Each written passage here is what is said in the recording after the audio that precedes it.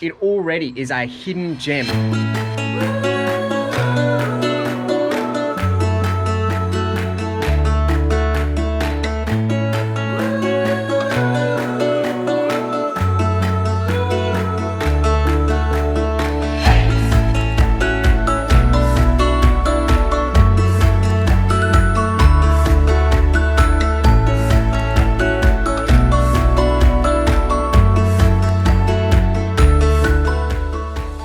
Good morning, everyone. So this is part 2 of my Davies Creek loop. Last time it turned more into a, finding the cultural art site and that kind of thing, which was fantastic. Wasn't as much wildlife as I would have hoped to find, but otherwise it was a wicked day nonetheless. So this is just a pickup, not a continuation, bit of a continuation on, but more so picking up all of the little bits that I missed along the way. So I'm currently at the abattoir swamp, which I sort of jetted past last time. I had a few key points I wanted to hit, and there's some wicked birds already flying around that I've just been distracted by, sunbirds. But I wanted to hit some points, and then I had to get into cans, as I already said. So now I'm going to pick up everything that I missed along the way. So abattoir swamp, it doesn't sound fantastic, but it already is a hidden gem from what I've seen. Basically just from, there's little signs here.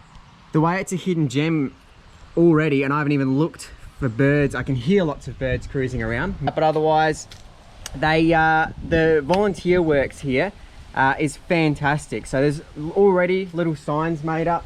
They've got a sign here saying leave it on a slow drip for the birds to give them water. They've got a stick coming out of the water there to keep them nice and happy. And then around this little area where they said they're not going to be mowing, they've got little signs, corflu, and then printed signs of common name, scientific name, and then unfortunately for this one, like, it's a native grass but no longer common. It must have been common in the area. So already I'm walking around and I'm seeing little signs of native plants that, what they are. And again, scientific names and that, absolutely love that. There's someone over here. Birds whipping around everywhere, which is already fantastic. And there's a bird hide here. Sandpaper fig, Aboriginal use and that kind of stuff. Wicked. So yeah, I'm exceptionally glad I already come back to this spot. So yeah, it's looking great. I'm gonna head down to the bird hide now. I'm gonna stop talking so loud. Hopefully you can already hear birds. I'm already seeing some stuff cruising around. You guys mightn't get too much of a good look. I'll try and get some nice footage. So let's go, start our day. Wicked, so just approaching the bird hide now. Hopefully you guys can pick up on all the little bird calls going on, but boardwalk out here to the bird hide, absolutely fantastic. Like, I'm already stoked. I haven't been able to identify anyone. There's heaps of birds whizzing around, which I'll have a look at in a minute, but otherwise such a hidden gem. There's such a small little sign being like, oh, there's a little environmental area over here, abattoir swamp, as you drive along the main road. You could just easily miss it, and it's a beautiful area. I've come on a pretty special day. Even during the wet season, I reckon this would be wicked. There's heaps of like nice grassy swampy habitat, which I would assume be pretty sweet for some red bellies. So hopefully I get to see someone like that, maybe basking in the sun. Have a better look as we go through. But yeah, a wicked little place. It was on my bird guide, my bird list, bird trail that I showed on the part 1. So yeah, I'm really glad I come back for this. So beautiful little spot. Let's see what we can find in here. Beautiful little area.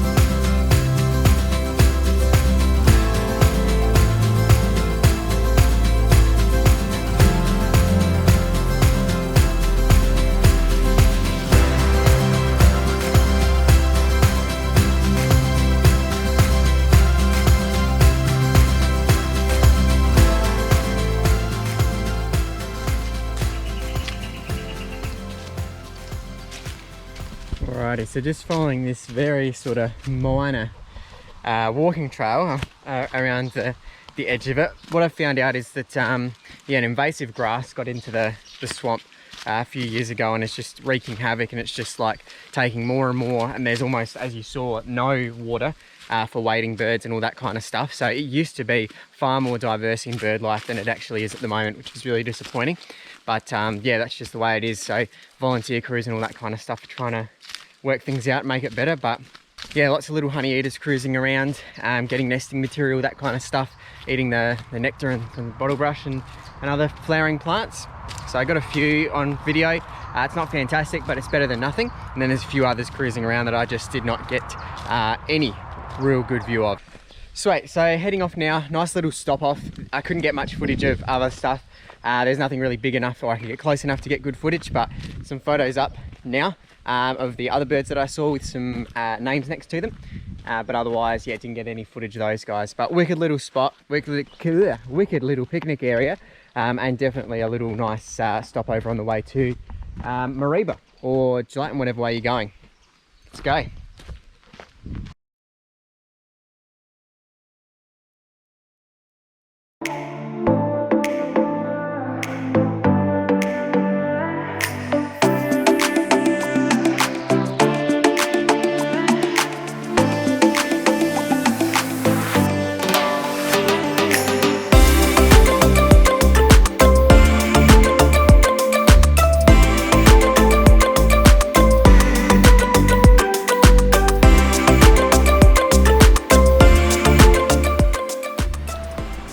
Look at this. Not that you can see much at the moment, but otherwise just rocked up at Emerald Creek Falls, as you saw. So looking for a swimming spot really at the moment. I think I just found one anyway. There's a walking trail up to the falls, probably gonna go do that first. There's a beautiful little swimming hole down there. I'm sure there's heaps along the trail. 1.9 Ks or 1.6 Ks depending on which one you do. Should be some birds around. If I'm lucky, there might be some snakes, which would be pretty sweet. So yeah, wicked little start to this. Walk up, get nice and warm, look at this lookout, and then yeah, head down to a swimming hole and enjoy, really.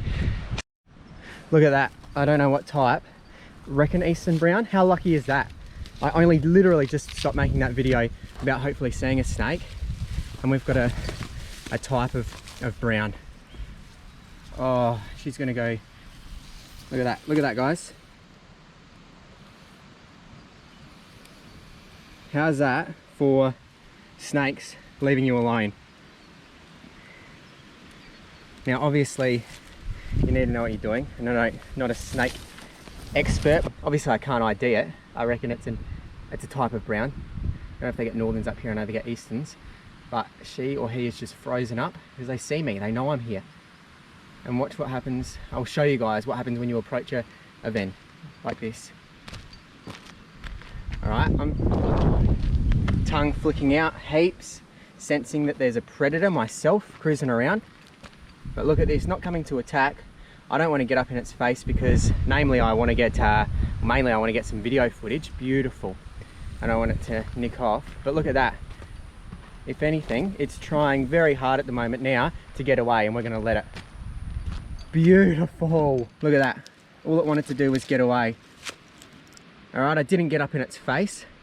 It was not threatened by me. I was making nice slow movements. And hopefully you as well saw it when it come down to my boot, I let it. Because if I'm making fast movements, if I'm freaking out, I'm so much taller than this snake. I'm just stoked that I got to show that off in the wild with wild snakes. I've been just saying that for so long during presentations at Raptor Domain on Kangaroo Island. If you haven't been, definitely go. But otherwise, that was absolutely incredible. Come up, smelt, something was a bit different, but then it just cruised off. It didn't come to me to attack or anything like that. I was, yeah, I was in its space, and then it just took off and it went down that hole, and we can't see it anymore. Wicked. So stoked to have seen that. And I'm rambling because I'm so excited, and that's what happens. I just want to, I'm just reeling with excitement. But they're not out to get you by any means. Some people will have snakes get far more of a threat display than that. when she was out in the open. I'll just keep referring to it as a she, I've got no idea. But otherwise, it didn't arc up or anything like that. Sometimes they will, sometimes they'll S-shape and they might come towards you. It would have been great to show that it would do that and then it'll go away. It's not going to chase me. But I think in a way it was even better that didn't put on any threat display at all. If I'm not up in its face, if I'm not a threat, if I'm staying nice and still, it was well aware that I was here, it was well aware of my presence, but otherwise I'll let it do its thing, and it did its thing. And we both are walking off and enjoying the rest of our day. We're slithering off. It is slithering off, I'm walking off, just for clarification there.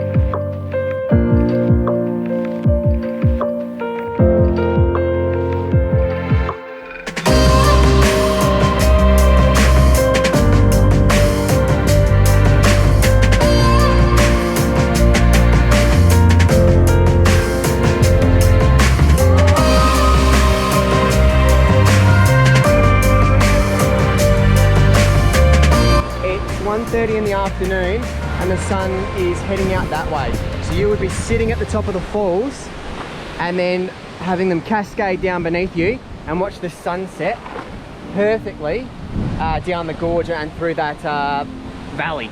Yeah, beautiful place, beautiful boulders cruising all around.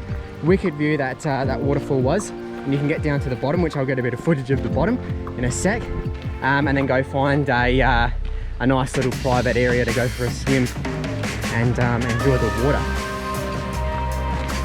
Look at this private little plunge pool here, and then overlooking sort of another little area, so wicked. And I'll check out heaps of creek spots as well.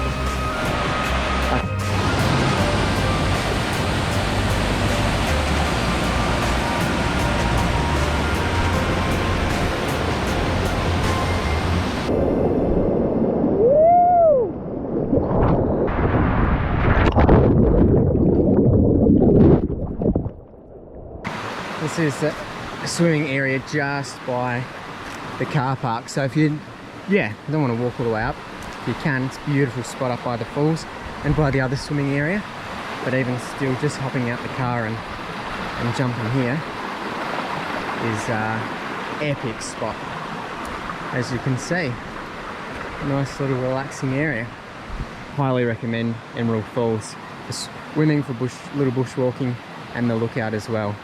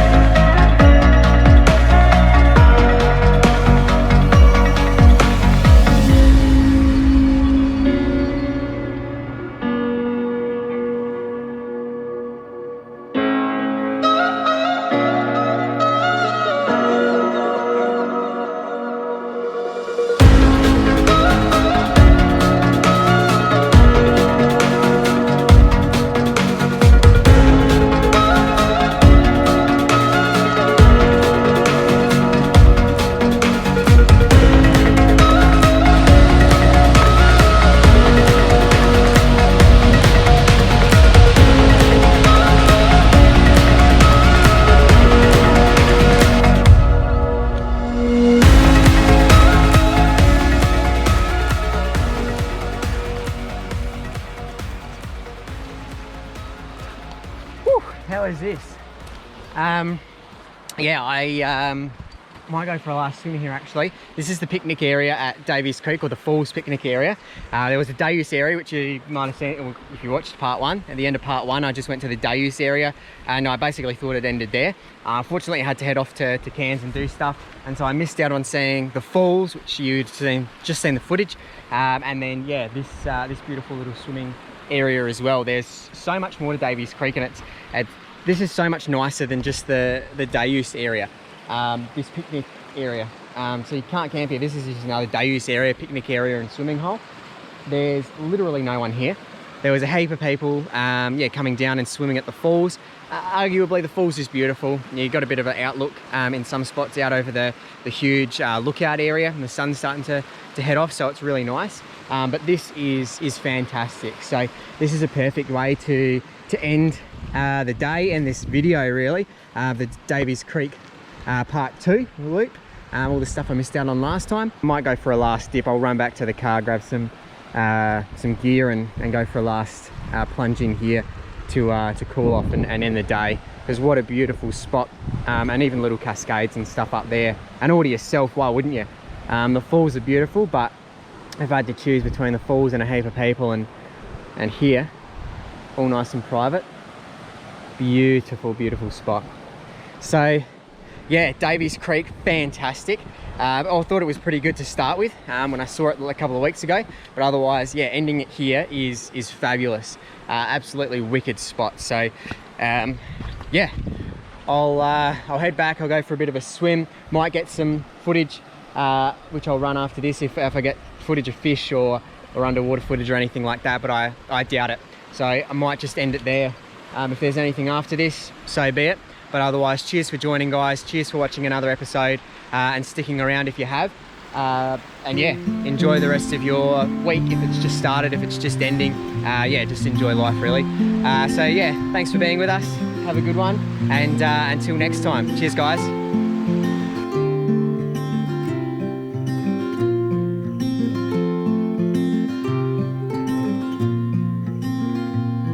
As the sun slowly crept into the sky, it filled the morning air with warmth and life. Sounds of birds in harmony, and you there right next to me.